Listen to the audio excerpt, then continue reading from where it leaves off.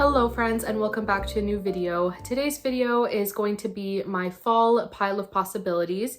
These are all books that I am going to be picking from and hoping that I get to at least some of them throughout the fall season. Fall is the best. It is my favorite season, and I know many of you feel the same, and I am fully in the fall spirit today. I shared, of course, at the beginning of the video kind of how I decorated my bookshelves and all of that, and I'm fully in the fall spirit. I have my Hello Pumpkin mug with my coffee and my pumpkin season sweater. So I am fully in the fall spirit today. I am very, very excited.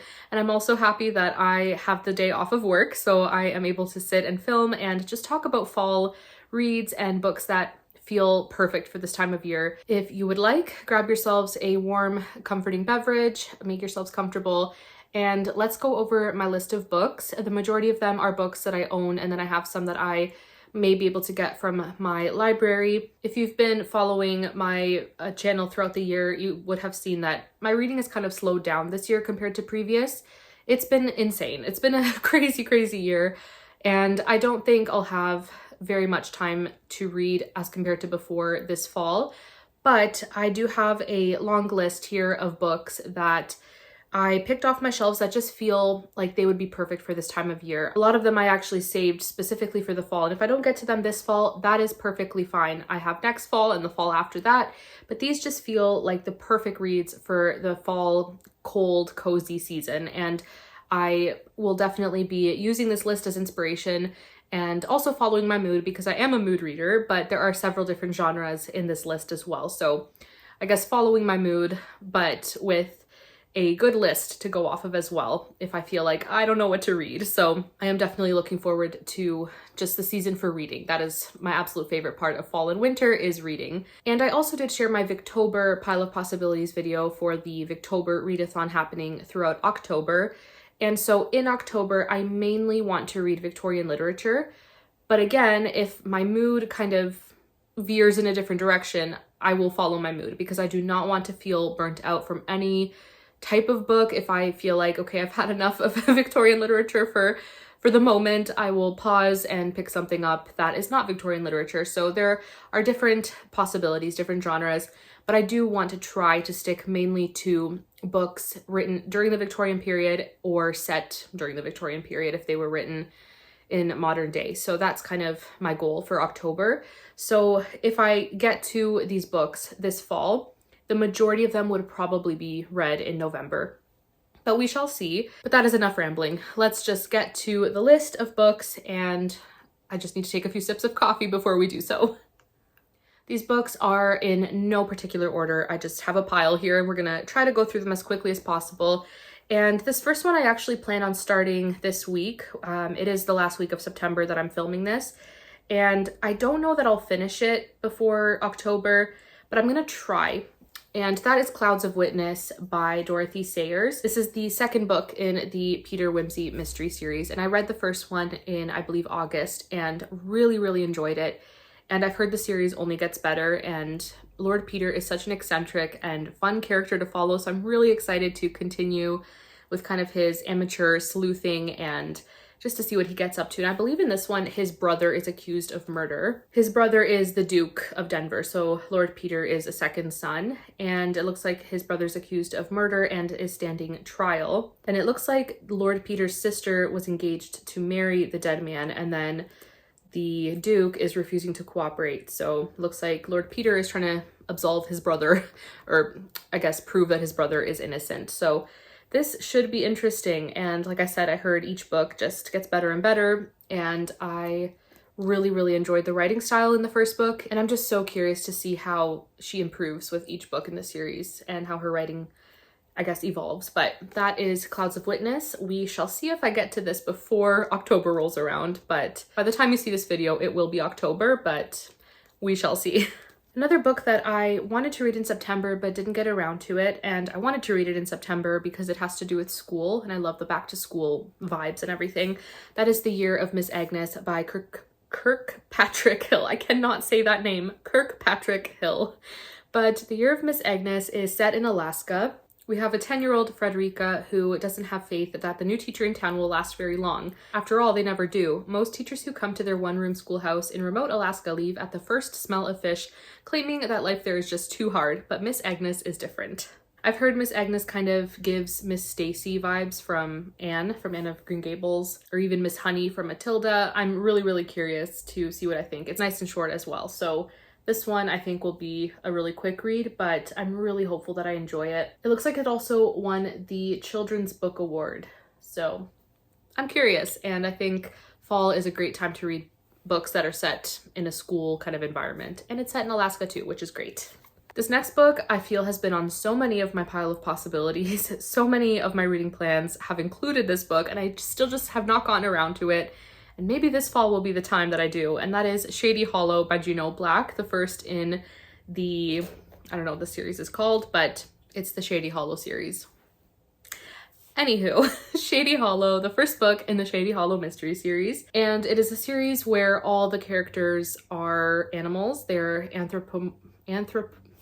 I can't say the word, you know what I'm trying to say, but they all talk and kind of have to just go along with it. And even if it doesn't make sense, like all the animals are probably around the same size in this world. That is the only way that this would work, but they talk and there are mysteries and it just sounds so cozy. And I love anything woodland. I love foresty kind of settings, and it just sounds perfect for this time of year as well. Our main character is also a fox. Her name is Vera Vixen, and I love foxes. I think they're so beautiful, even if they're a little sneaky and whatnot. But anyways, I've just had this on my shelves for far too long and need to read it. So hopefully this fall.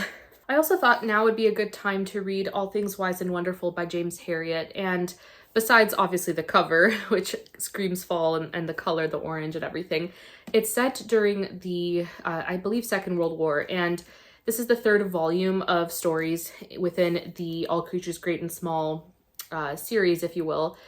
They are memoirs that are kind of fictionalized, and James Herriot was a country veterinarian. He worked in Yorkshire in the 30s and 40s, I believe. And the first two collections of stories just, oh my goodness, I love them so much. And it's been a while, I believe about a year since I've read volume 2. So this is volume 3. And it looks like in this one, James is training as a pilot. But the question is, will he be going to war? And when will he get to go home?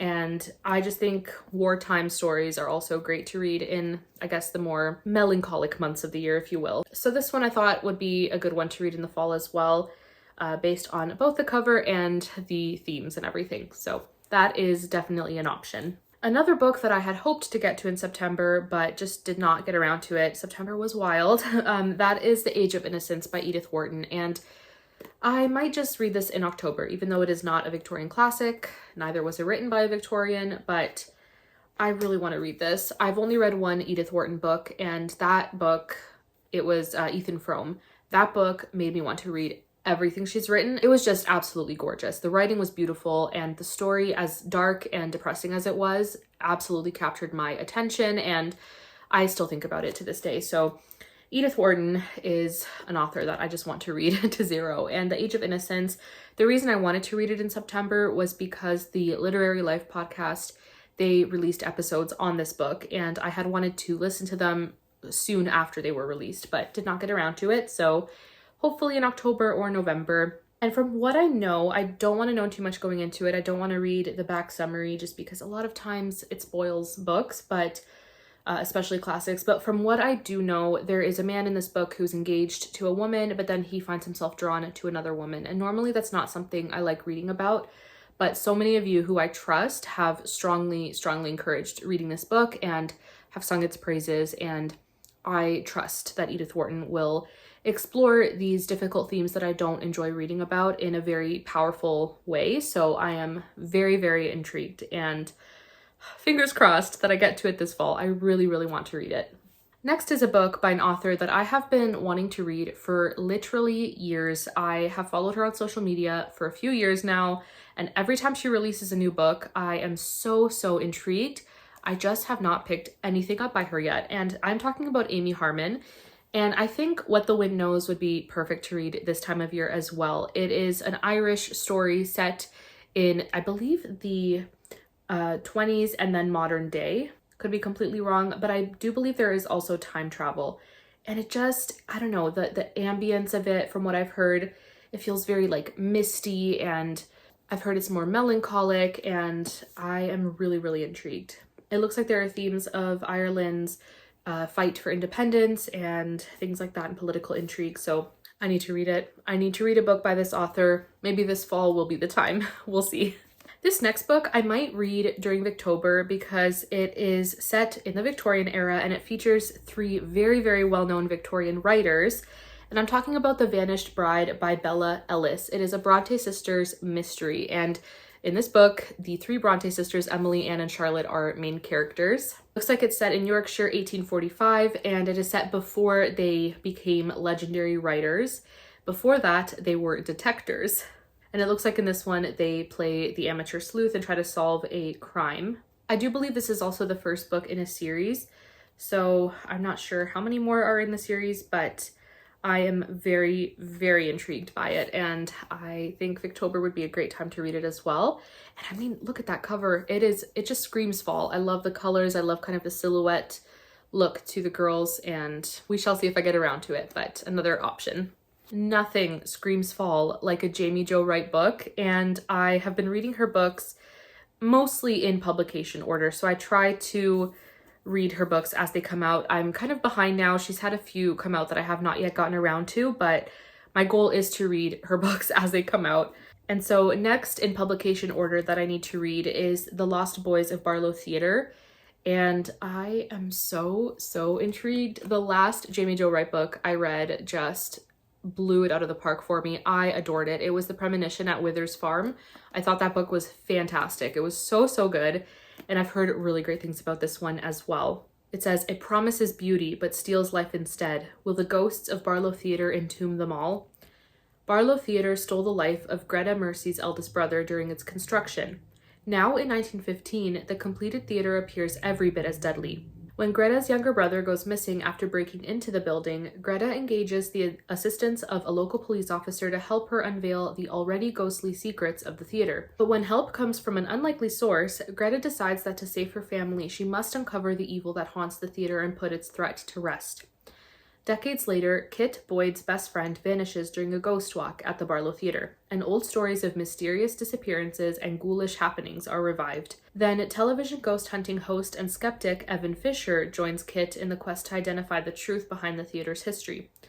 Kit reluctantly agrees to work with him in hopes of finding her missing friend. As the theater's curse unravels Kit's life, she's determined to put an end to the evil that has marked the theater and their hometown for the last century. What I absolutely love about Jamie Jo Wright is how her books feel like there is no way that what's happening is not paranormal until you realize it's not paranormal. And that's what I really love. And I also love that she weaves in the Christian themes that she does include in her books, but it's not preachy, it's not shoved down your throat by any means. I just think she's such a great writer, and she gets better with each book. So I'm really hopeful that this will be a book I get to this fall. Fingers crossed. Next up is a middle grade book that I feel kind of gives off Harry Potter vibes from the very little I know about the book. And I'm talking about Nevermore by Jessica Townsend. This is the first book in the Nevermore series. It's titled The Trials of Morrigan Crow.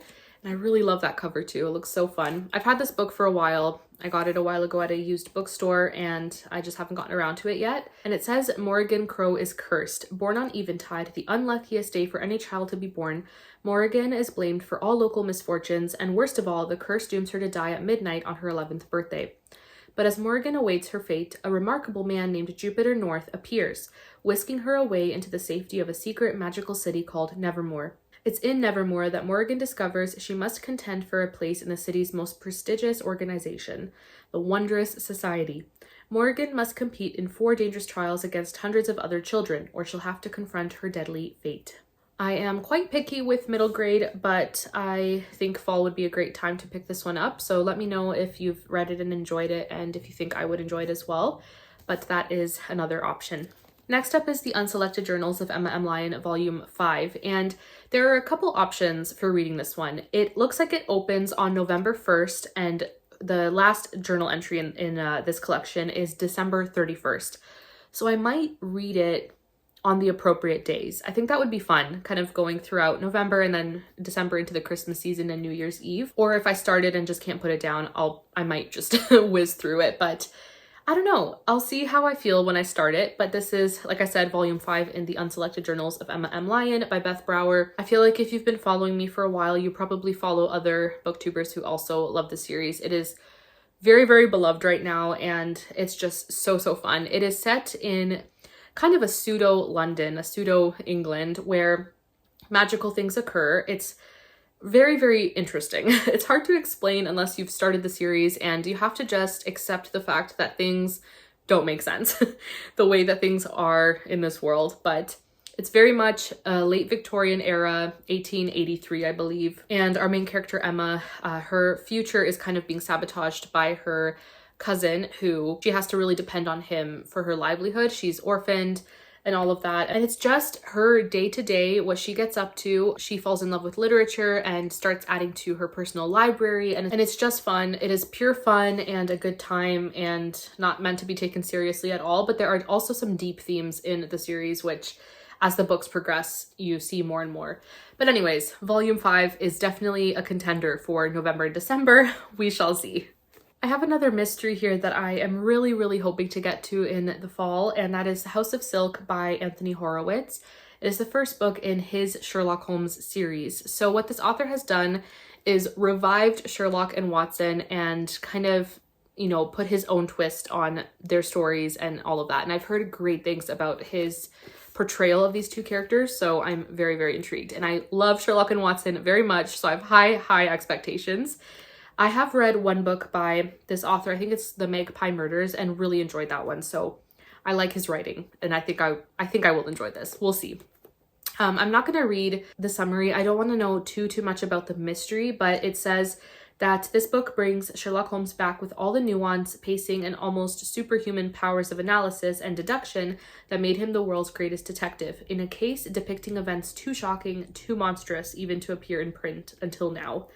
And it's set in 1890, and we return to 221B Baker Street. I'm so intrigued and really, really hopeful, and again, have high expectations for this one, but I think it'll be a fun time. So that is The House of Silk. If the mood strikes for some Shakespeare, which it has not struck as often as I was hoping this year, but if it does strike, and if I feel like a play would be fun to read in the fall season, I would love to get to one of these two, either Hamlet or Macbeth. I have read both in high school, but remember next to nothing about them. So I would love to get to both of these. I don't think that'll happen. I may not get to either of them in the fall, but they are two of his most iconic tragedies, and I think fall is the perfect time to read them. So Hamlet, Macbeth, we shall see if I get to either of them. Please let me know which one you think I should read this fall. Maybe that'll help me decide. This next book I purchased fairly recently. It was, I believe, earlier this year, and every time I look at it, I want to pick it up right then and there.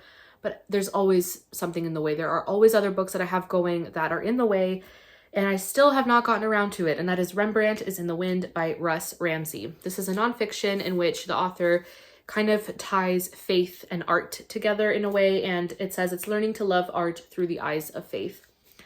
I'm very, very intrigued. I find the world of art fascinating, even though I don't understand a lot of it and feel very intimidated, I guess, by art and artists. And I love looking at art pieces and learning about the artist and everything, but I just feel so intimidated anytime art is a topic of discussion. The author discusses many different artists. It's not just Rembrandt, and in the middle of the book there are several beautiful images of the different art pieces. And I don't know, this book is calling to me, so maybe I should just quit everything else that I'm reading right now and just focus on it because it's calling my name, but I still haven't picked it up. So I don't know what it is about it that's just calling to me right now during this fall season, but we'll see if I get to it. And I have one more book that I own a physical copy of, and then I'll go over some books that I might get from the library or I have on Kindle. But last but not least for my physical books is Valley of Dragons by Christina Bear. This is the 5th and final book in the Secrets of Ormdale series. And she's a chunker compared to the other books in the series. I just finished book 4, and I buddy read that with my amazing friend Shannon from Old American Spirit, and I am so excited to get to this book and complete the series. And obviously I can't say what it's about because it'll spoil books 1 to 4.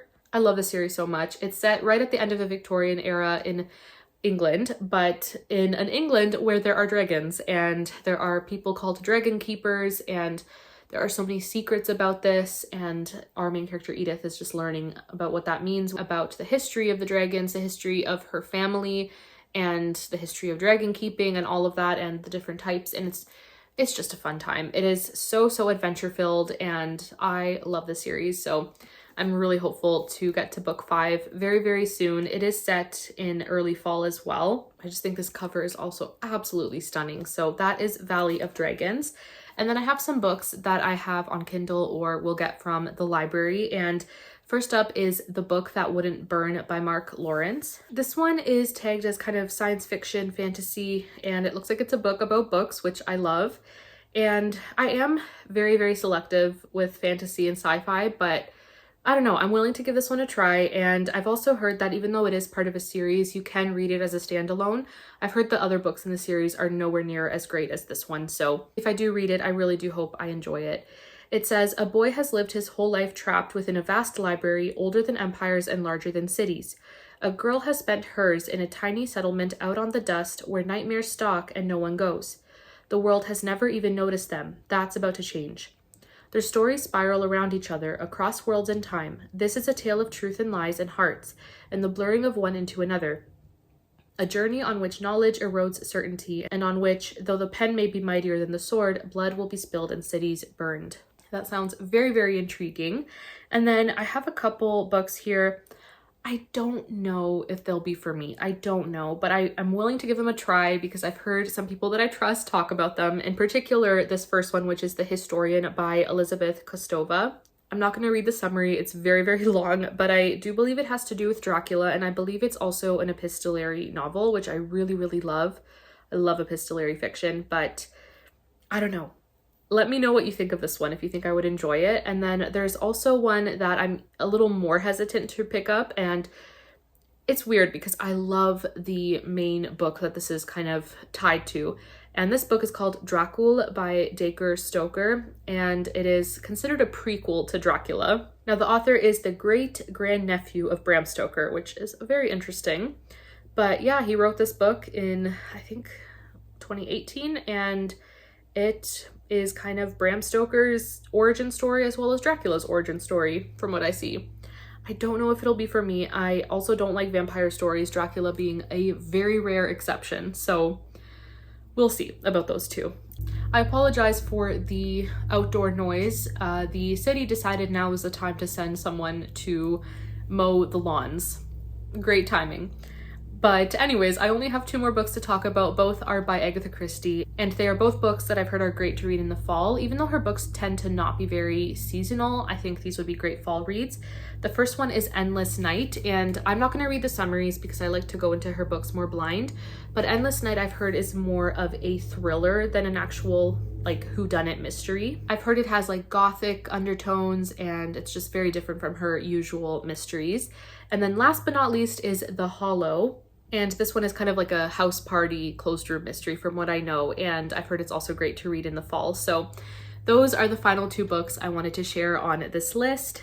I would love to hear your thoughts if you've read any of the books that I mentioned. Please do let me know in the comments, and if you think I should read them this fall.